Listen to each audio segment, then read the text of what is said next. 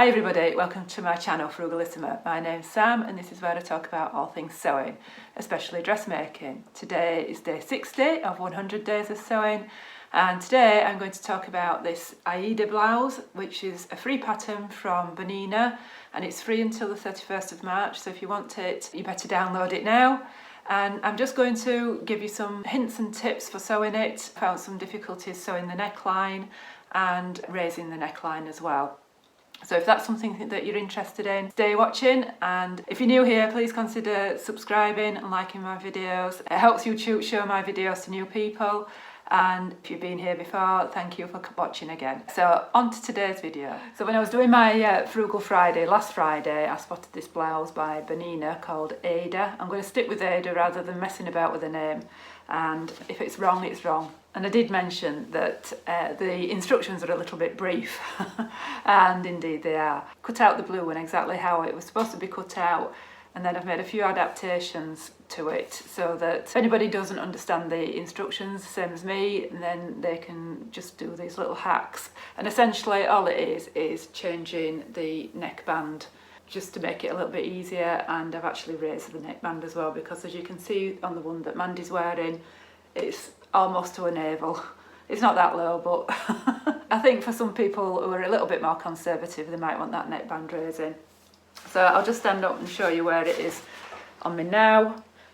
I've just raised that by about an inch, and the method that I'm going to show you, you can raise that by however much you want. I'll just do a quick review of the pattern, a few things to look out for, and then I'll just go on to two tutorials for you today. One is to raise the neckline and the other one is to change this neckband. So my first thing was that it was quite difficult to find the sizes, and somebody did send me a link to the sizes, and so I'll just read those out for you. It goes from a 34 to a 48, which is European sizes. That equates to an 80 centimetre bust up to a 110 centimetre bust, which is 31.5 inches up to 43.3, but it is quite roomy. I've cut a 42, and I'll just stand up now and you can see I've got plenty of room in this. It's quite straight through the body and it's not fitted at all. My bust darts could probably do with coming down, but that's fairly normal for me. I usually just need to lower bust darts, but these are just sort of wearable toiles for now. I've not cut into the real stuff yet. So along with the sizing, it doesn't actually give you finished garment measurement. So for a size 42, I fit almost exactly into that size range. So the bust is 37.8, mine is 37, the waist is 31.1, mine is around about 32, and the hip is 40.2, and mine's around about 41. I could probably gone down a size. You can look where the shoulder seams are sitting on me here, they're actually off my shoulder. But if I'd have cut even the smallest size, it wouldn't have brought them in an inch. So it is oversized, it's supposed to be oversized. And also you can see, you can probably see there, the shoulder seam is actually sitting to the back. The shoulder seam's actually sitting to the back of my shoulder rather than right on the shoulder seam. And it's falling naturally that way. So that's obviously how it's been designed to sit.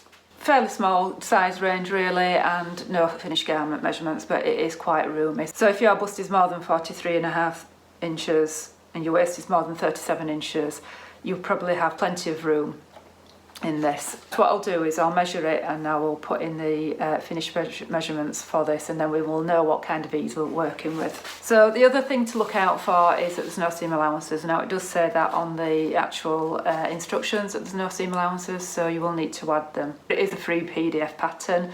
It's available in A4, A0 and US letter size. If you've got a printer at home, it's only 20 pages, so it's not much to stick together. There's only 4 pattern pieces. That's the front, the back, the sleeve, and then the band that goes around the neck. You will need to cut a separate piece of bias binding for the neck piece or use shop bought, and it actually recommends using shop bought on the pattern pieces. Also saying for the cuffs that you want 1/2 metre of elastic, which is 4 centimetres wide, and that's for these cuffs. Now if you look at any of the pictures, they're calling it elastic, I'm calling it cuffing or ribbing. And I've just gone with what I had in stock, which I thought was quite a good match for this coral here. But Mandy is still waiting for her cuffs. if you want to swap out your cuffing, or you want to an alternative, if you don't want to be buying these fancy cuffings that are sort of £4 or £5 just for two, which isn't that expensive, you could consider cutting up an old t-shirt for ribbing. I've got an old ribbed t-shirt here, or vest top if you like. You could just cut that down, and something like that, it wants a little bit of recovery in its elasticity, so pure cotton probably wouldn't do it, but if you've got something with a bit of elastic in that's going to come back and come in at your cuffs, then that would be ideal. But if you want it to go a little bit longer and put a little bit of extra on, you could put elastic in the bottom of these sleeves. Without the cuffs, these sleeves just sat more or less at my wrist, so you will need to put a little bit of extra in. I do have long arms, but you will need to put a little bit of extra in, I think, if you just wanted to put a bit of elastic in the cuffs. The only markings for the sleeve are the front of the sleeve and the top of the sleeve. There's no markings for the back of the sleeve.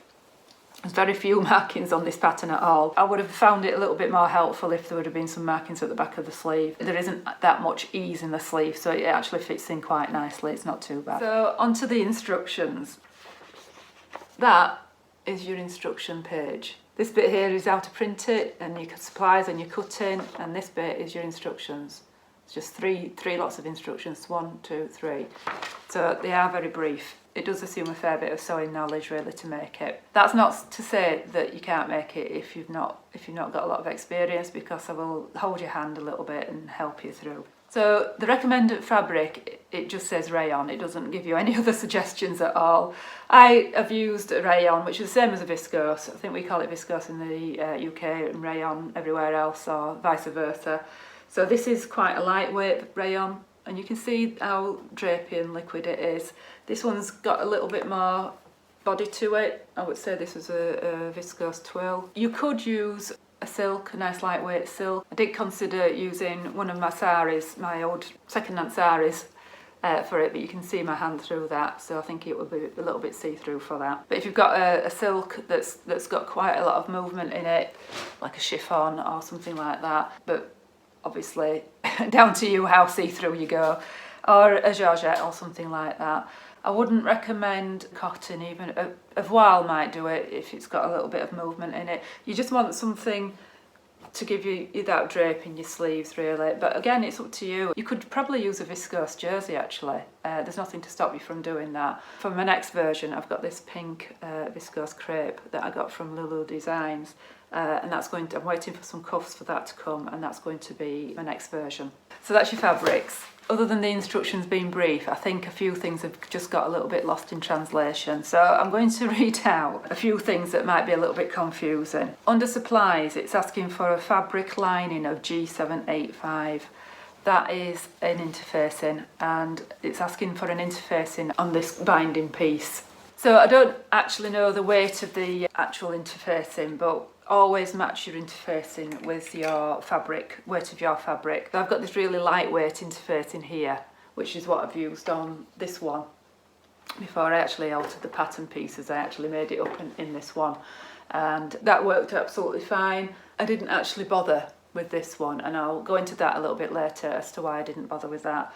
But yeah, just make sure you match your interfacing with the weight of your fabric. You don't want anything really thick on a viscose or something that's fluid. First part of the instructions are fairly straightforward. You're just applying your bias binding to the back neckline, and you are putting your interfacing on your collar pieces or your facing pieces and sewing the bust dart. That bit is fairly straightforward.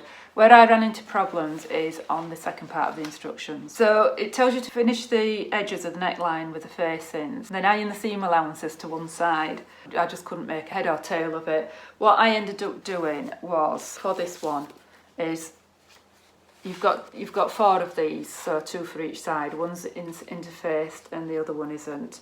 And you can see down here, that's supposedly your grain line, so it wants to be cut on the bias. Top and bottom's very, very similar, so if you are going to use this pattern piece, my advice would be to mark top and bottom because they are very, very similar.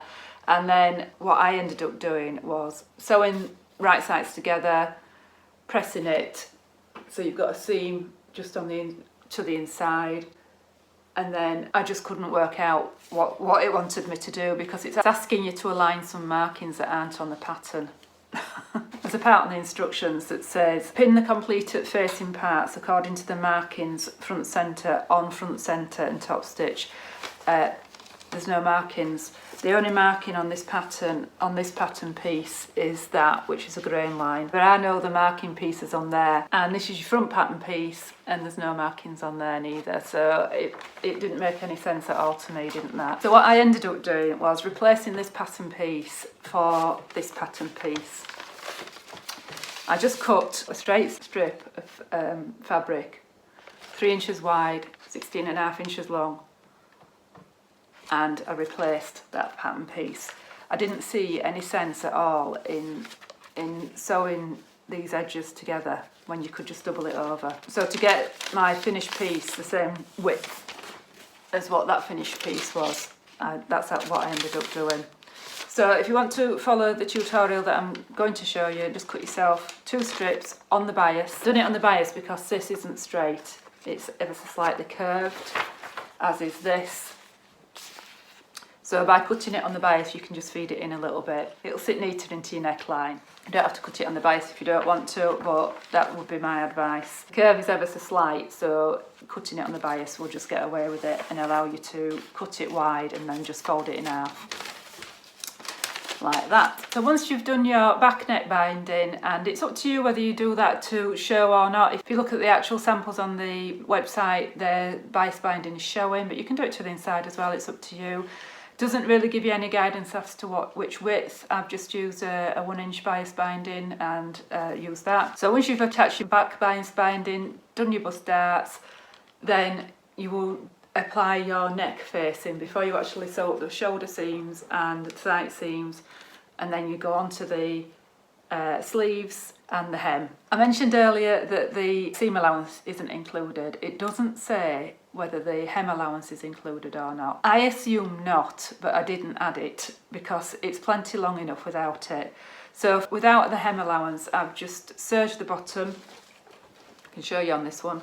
I've just serged the bottom, turned it up by about 1 centimetre, and then turned it up again by about 1 centimetre. Now that's the sort of length that you get. It's kind of mid-thigh to me. One thing that the instructions don't tell you, and I didn't do, which would perhaps have been a good idea, is to, because this is on the bias, is perhaps to stay stitch this before you apply anything. Somebody did ask me, I think it was Cara at So Mad, if you could bias bind this. I wouldn't because it's on the bias, and with bias binding you're sewing so many times. With such a floaty fabric, I think it'll stretch it out. That's just my personal opinion. I think if you use something a little bit more stable, then you might get away with it, but you would definitely have to adapt the pattern. Because the pattern's got this bit here, you would need to close that in. Easy enough to do. I honestly wouldn't recommend a bias binding around that neckline. All the instructions that I'm going to give you is working with a 1 centimetre seam allowance. That is something else just to bear in mind. I've only put 1 centimetre seam allowance on. The reason I've done that is, number one, I don't like to waste fabric. See that it's quite a big size blouse. So to put 5/8 of an inch on, it's just a bit of a waste of fabric really. Had it been a more fitted blouse, I might have been tempted to go with 5/8 of an inch. That gives you a little bit more wiggle room. So everything that I'm talking about, you've got to take into account that it's 1 centimetre seam allowance because that's what I put on. So that's my only comments. I don't want you to be put off making this blouse. It is a really nice blouse and it's nice and oversized. I don't think you're going to have any fitting issues, and if you've got a little bit of sewing knowledge then it's really quite straightforward, except for this neckline facing. I just couldn't fathom that out at all. So I will be making more. I've already got plans to make that pink one, but with the adaptations that I've made to it. So now I'm going to cut to how to raise the neckline, and I'm going to cut to how to adapt the neckband so that the way that I found it much easier to understand. If you understand the instructions, leave me a comment below. So working with the pattern without any seam allowances, start by tracing your pattern. It should already be cut to the size that you require. From the centre fold line, measure up the height you want to raise the neckline. I did about 1 inch for this, but you can do whatever height you want. Then you need to draw 90 degrees back out to the fold line. So next, measure the straight bit at the top of the V of the pattern. I made that to be around about 3/4 of an inch.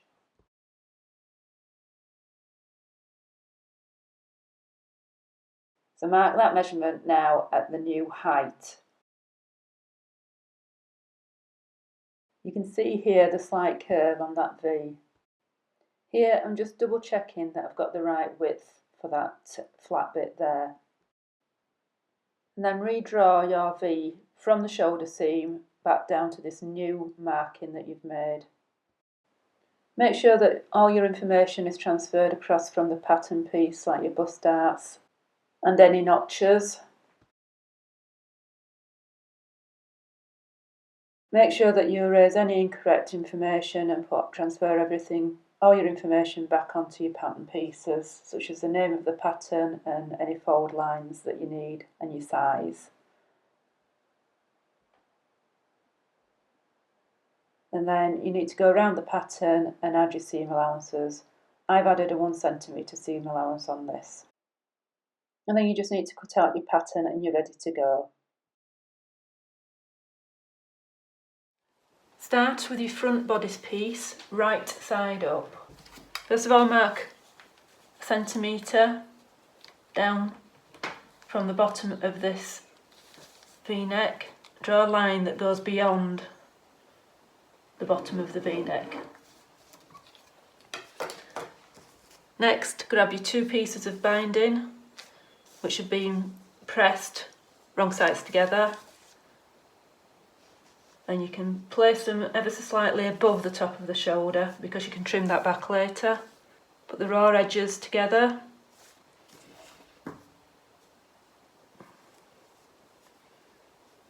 until they cross at the bottom. And where it crosses at the bottom, you want to remark where that line is, 1 centimetre below, and you want to mark right across so that when it gets under your machine you can see it. And then pin or clip it all in place. It's crucial that you stop sewing here. And you're going to sew at 1 centimetre all the way down there, stopping there, starting again and sewing all the way down there and stopping there.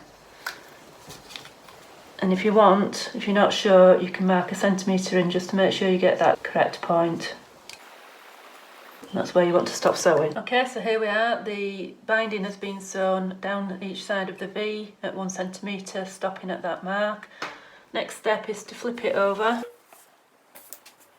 and you're going to make a snip from the corner there into that stitching line there on both sides. I'll bring the camera down so you can see me do that.